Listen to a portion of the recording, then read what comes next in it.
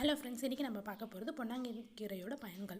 இதில் 2 வகை இருக்குது, பச்சை பொன்னாங்கண்ணி, சிவப்பு பொன்னாங்கண்ணி. இது ரெண்டுத்துலேயும் நிறைய சத்துக்கள் இருக்குது.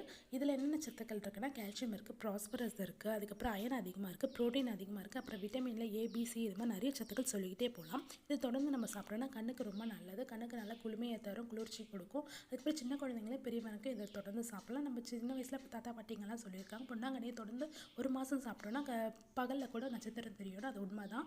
அதுக்கப்புறம் கால்சியம் அதிகமாக இருக்குது. இதை தொடர்ந்து சாப்பிட்டோன்னா எலும்புக்கு நல்லா வலிமையை தரும். அதுக்கப்புறம் ஆஸ்துமா, கோல்டு இருக்கிறவங்களாம் இது ரெகுலராக சாப்பிட்டாங்கன்னா அது சரி பண்ணி கொடுக்கும். அதுக்கப்புறம் ஸ்கின் அலர்ஜி இருக்கிறவங்களாம் ரெகுலராக எடுத்துக்கலாம். ஸ்கின்னை நல்லா ஷைனிங் பண்ணி கொடுக்கும். அதுக்கப்புறம் மலச்சிக்கல், நார்ச்சத்து அதிகமாக இருக்கனால மலச்சிக்கல் பிரச்சனையை தீர்த்து கொடுக்கும். பல்ஸ் இருக்கிறவங்களும் இதை தொடர்ந்து சாப்பிட்டாங்கன்னா அதுவும் சரி பண்ணி கொடுக்கும். அதுக்கப்புறம் வெயிட் கெயின் பண்ணணும்னு நினைக்கிறவங்களாம் இதை தொடர்ந்து சாப்பிட்டாங்கன்னா, சிறுபருப்பு கடைசல் பண்ணி சாப்பிட்டாங்கன்னா அவங்களுக்கு ரொம்ப நல்லது, வெயிட் கெயின் பண்ணி கொடுக்கும். இது மாதிரி நிறைய சத்துக்கள் சொல்லிகிட்டே போகலாம். Thank you friends.